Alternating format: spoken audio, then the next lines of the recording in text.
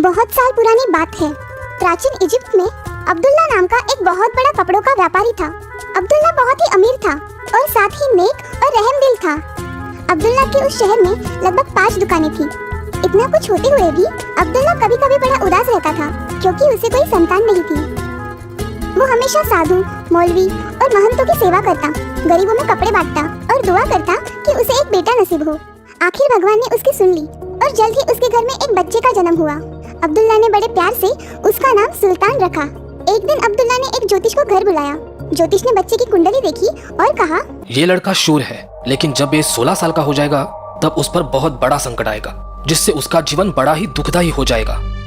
मेरा बेटा शूरवीर है ना, यही काफी है। वो खुद ही उन संकटों से और आपदाओं से जूझ लेगा। कुछ सालों बाद सुल्तान 16 साल का हो गया।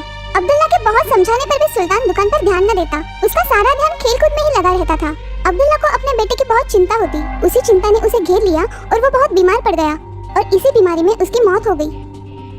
सुल्तान को व्यापार की कोई समझ न थी। इसी वजह से जल्द ही उनका दिवाला निकल पड़ा। जल्द ही उसे अपनी 5 दुकानें बंद करनी पड़ी। अब उसके पास उनका बड़ा सा मकान ही बचा हुआ था जिसमें वो और उसकी माँ रहती थी। एक दिन रात के समय जब सुल्तान सो रहा था, एक वृद्ध सन्यासी उसके सपनों में आया। सुल्तान बेटा, उठो। आप कौन हो? घबराओ मत, अब मेरी बात ध्यान से सुनो। तुम कल सुबह उठकर ईरान देश के लिए निकल पड़ना। वहाँ तुम्हारा नसीब जगमगा उठेगा। इतना कहते ही वो सन्यासी गायब हो गया। सुल्तान नींद से जाग गया और उसने वो बात अपने माँ को बताई। बेटा, सपने कभी सच नहीं होते, उन पर विश्वास कैसे किया जाए? लेकिन माँ, मुझे ये सपना सच लग रहा है और जो सन्यासी मेरे सपनों में आया था वो भी बड़ा शक्तिशाली लग रहा था। मुझे लगता है कि मुझे ईरान देश जाना चाहिए। और इस तरह अपने माँ की बात ना सुनकर सुल्तान ईरान देश आ पहुँचा। बड़ी दूर की यात्रा होने के कारण वो बहुत थक गया था। उसे जल्द ही नींद आ गई। सपने में फिर से वही सन्यासी उसके सामने आया। सुल्तान बेटा, ये तुम्हारी परीक्षा थी। मैं देखना चाहता था कि क्या तुम में साहस है कि तुम ये इतनी मुश्किल यात्रा कर पाओ। अब वापस अपने घर चले जाओ, वहीं पे तुम्हें धन का लाभ होगा।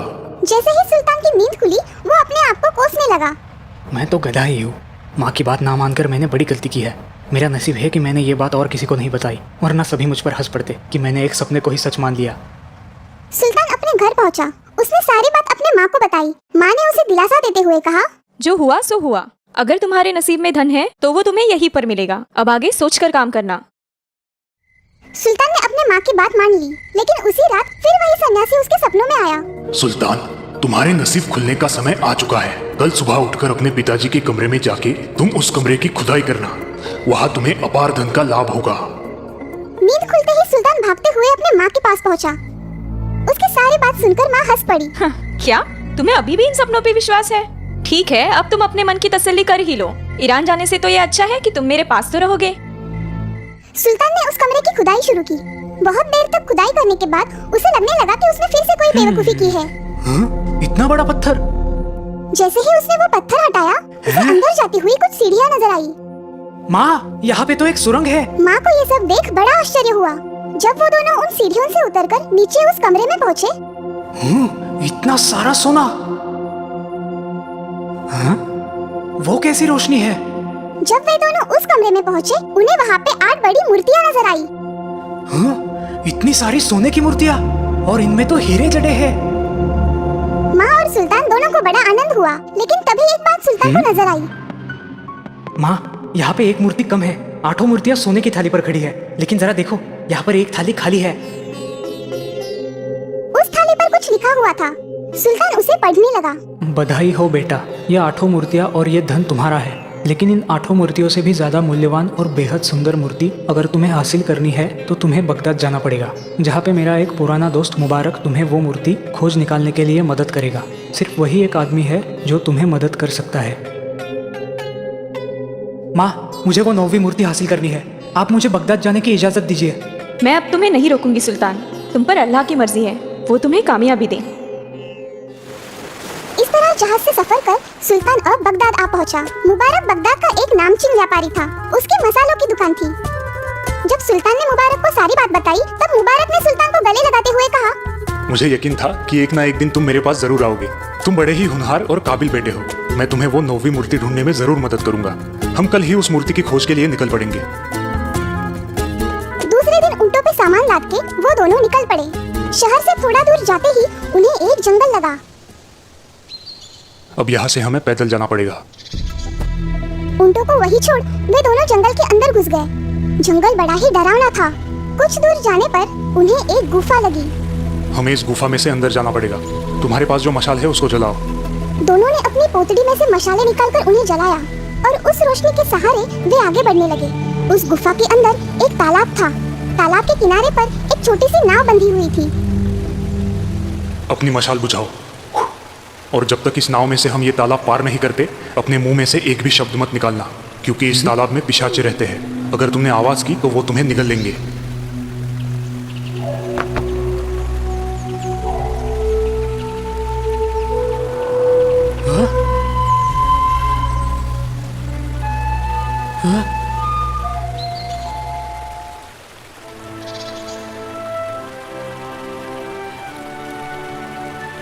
हाँ?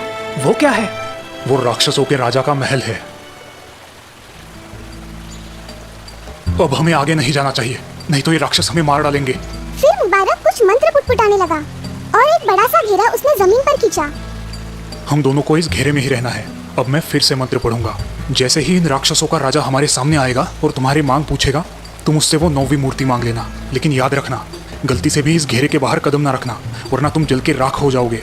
ऐसा कहकर वो फिर से मंत्र पढ़ने लगा।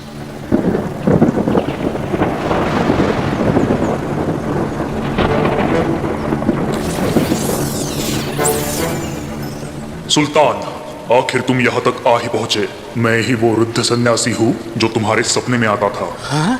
मैंने ही तुम्हारे पिताजी को भी मदद की थी और तुम्हें भी करना चाहूंगा, लेकिन इसके बदले में तुम्हें मेरा एक काम करना पड़ेगा। जी हाँ हुजूर, आप जो भी कहोगे मैं करूँगा, लेकिन वो 9वीं मूर्ति आप मुझे दिलवा दीजिए। जरूर जरूर, लेकिन उस 9वीं मूर्ति के बदले तुम्हें मेरे लिए एक बड़ी ही खूबसूरत लड़की लानी पड़ेगी जिससे मैं शादी कर सकूं। लेकिन याद रखना, वो लड़की ना कि सिर्फ खूबसूरत होनी चाहिए, बल्कि मन की सच्ची, दयालु और निष्कपट भी होनी चाहिए। हुजूर, मैं ऐसी लड़की तो ढूंढ लूँ जो खूबसूरत है, मगर उसके दूसरे गुण मैं कैसे जान पाऊंगा? मुझे ये कैसे समझ आएगा कि वो मन की सच्ची और निष्कपट है? मैं तुम्हें एक आईना देता हूँ, जिसमें झांकते ही वो आईना हंसने लगे तो जान लेना कि वही लड़की निष्कपट और मन की सच्ची है। तुम उसे मेरे पास ले आना, उसमें गलती मत करना, वरना मैं तुम्हारा सारा धन छीन लूंगा। ऐसा कहकर एक बड़ा ही खूबसूरत सा आईना उसने सुल्तान को भेंट दे दिया। फिर मुबारक और सुल्तान नाव में से वापस आए। सुल्तान अब सोच में पड़ गया कि आखिर ऐसी लड़की उसे कहाँ मिलेगी। सुल्तान, तुम्हारी उलझन का हल मेरे पास है। बगदाद शहर में एक से बढ़कर एक बड़ी खूबसूरत लड़कियां हैं। हम ऐलान करके हमारे महल पर उन लड़कियों के लिए एक बड़ी दावत रखेंगे और एक एक कर उन सभी लड़कियों को उस आईने के सामने लाएंगे। शहर में ऐलान किया गया। इस शहर की तमाम नौजवान और खूबसूरत लड़कियों को यह दावत दी जा रही है। हुजूरे आला मुबारक जी के पास एक बड़ा सा जादुई आईना है जो इन लड़कियों में से एक सबसे खूबसूरत लड़की को चुनेगा और फिर उसे 10,000 सोने के मोहरे इनाम दिए जाएंगे। अब शहर में बड़ी हलचल मच गई। सभी लड़कियां सज धज कर दावत के लिए आ पहुंची। लेकिन जैसे ही वो आईने के सामने खड़ी होती, आईना जोर जोर से रोने लगता और लड़कियां शर्माकर और घबराकर वहां से भाग जाती। धीरे धीरे सभी लड़कियां महल में से मायूस होकर चली गई। यह आईना तो रोते ही जा रहा है। हाँ? आईना हंस रहा है, ये कैसे हुआ? वो दोनों दौड़ते हुए उस कमरे में आ पहुंचे। उन्होंने देखा कि उस घर के नौकरानी की लड़की उस आईने के सामने खड़ी है और उसे देख वो आईना जोर जोर से हंस रहा है। मुझे माफ कीजिए हुजूर, इस आईने के सामने आने का मेरा इरादा न था, लेकिन मैं इस कमरे को साफ कर रही थी। मुझे लगा कि इस आईने को भी साफ किया जाए और जैसे ही मैं इस आईने के सामने आई, ये जोर जोर से हंसने लगा। इसमें मेरी कोई गलती नहीं है, मुझे माफ कीजिए। तुम्हारा नाम क्या है? जुबेदा, मैं यहाँ की नौकरानी नफीजा की बेटी हूँ। सुल्तान, बेटा जिसे हम ढूंढ रहे थे वो तो हमारे पास ही थी। घबराओ मत बेटी, हम तुम्हें इनाम देंगे। जुबेदा की माँ को बुलाकर उसे सारी बात समझाई गई। जुबेदा उनके साथ चलने के लिए तैयार हुई, लेकिन जुबेदा को इस बात का पता न था कि वो उसे एक राक्षस को सौंपने वाले हैं। जुबेदा को साथ लेकर वो उस राक्षस की नगरी की तरफ जाने लगे, लेकिन सुल्तान को ये बात अब बिल्कुल ही पसंद नहीं आ रही थी कि वो एक लड़की को अपने स्वार्थ के लिए एक राक्षस को सौंप रहा है।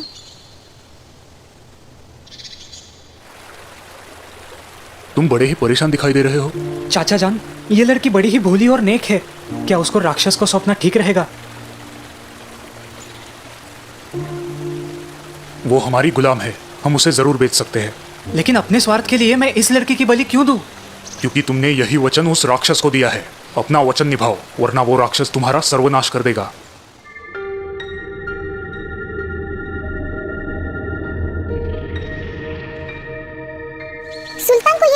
शादी ना हो पाई और वो रोने लगा। जब जुबेदा को इस बात का पता चला तब उसने सुल्तान को समझाया कि इसमें उनकी कोई गलती नहीं है और वो खुद उस राक्षस से शादी करने के लिए तैयार है।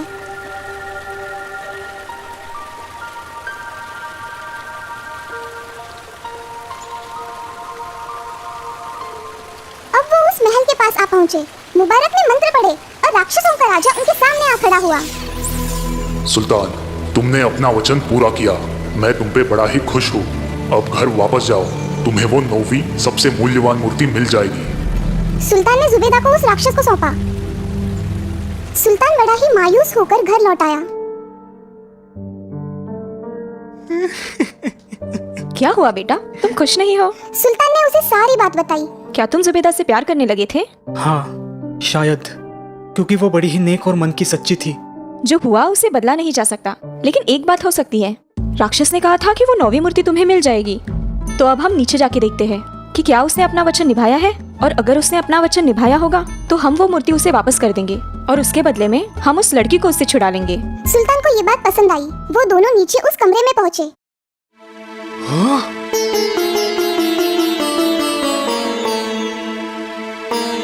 मालिक, वो 9वीं मूर्ति मैं ही हूँ जिसे उस राक्षस ने आपको भेंट स्वरूप दिया है। जुबेदा को वहाँ पाकर सुल्तान को बड़ा हर्ष हुआ। तभी वो राक्षस वहाँ पे प्रकट हुआ, लेकिन अब उसका रूप एक राक्षस की तरह विकराल और भयानक नहीं था। मैं यक्ष हूँ, स्वर्ग में रहता हूँ। ये तुम्हारी परीक्षा थी और तुम उसमें सफल हुए। यही वो 9वीं मूर्ति है जो किसी सोने, हीरो या मोतियों से भी ज्यादा मूल्यवान है। और मैं ये चाहता हूँ कि तुम इससे शादी करो और एक खुशहाल जिंदगी बिताओ।